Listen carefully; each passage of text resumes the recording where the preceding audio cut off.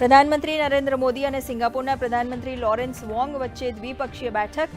બંને દેશોના પરસ્પર હિત અને આંતરરાષ્ટ્રીય મુદ્દા પર ચર્ચા. સિંગાપુરના પ્રધાનમંત્રી રાષ્ટ્રપતિ દ્રૌપદી મુર્મુ સાથે કરશે બેઠક.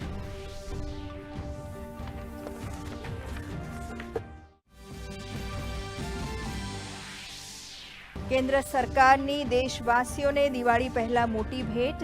22 સપ્ટેમ્બરથી દેશમાં જીએસટીના ફક્ત 2 સ્લેબ થશે લાગુ. દેશવાસીઓની સાથે નિષ્ણાંતો પણ સરકારના આ નિર્ણયનું કરી રહ્યા છે સ્વાગત.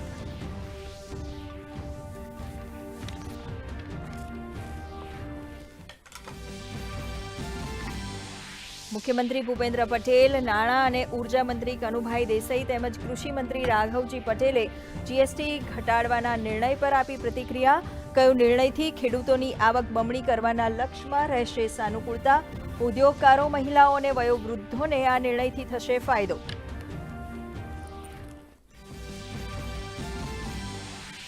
જીએસટી સુધારામાં શ્રેય લેવા માટે લાગી હોડ.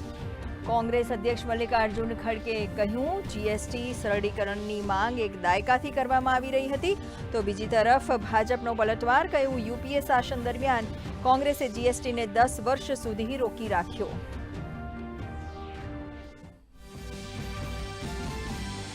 પ્રધાનમંત્રી નરેન્દ્ર મોદીના માતાને બોલાયેલા અપમાનજનક શબ્દને કારણે રખાયેલા બિહાર બંધના એલાનને જનતાનું સંપૂર્ણ સમર્થન. ઇમરજન્સી સેવાઓમાં કોઈ અડચણ નહીં.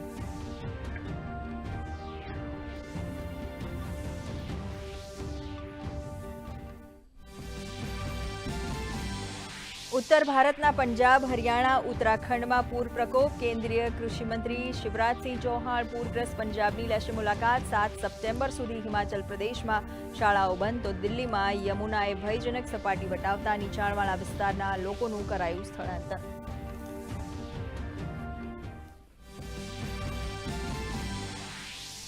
સવારથી રાજ્યના 68 તાલુકાઓમાં વરસાદ. દાહોદના સિંગવામાં સૌથી વધુ 1.5 ઇંચ વરસાદ.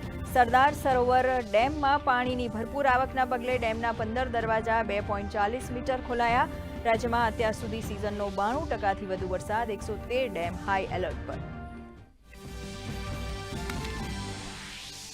ભારતીય શેરબજારને જીએસટી રિફોર્મનો બૂસ્ટર ડોઝ. બીએસસીનો સેન્સેક્સ 377 પોઈન્ટ વધીને 81,000 નજીક, તો નિફ્ટી 24,800 નજીક કરી રહ્યા છે કારોબાર. એફએમસીજી ઓટોના શેરોમાં તેજી. સોના ચાંદીના ભાવમાં કડાકો.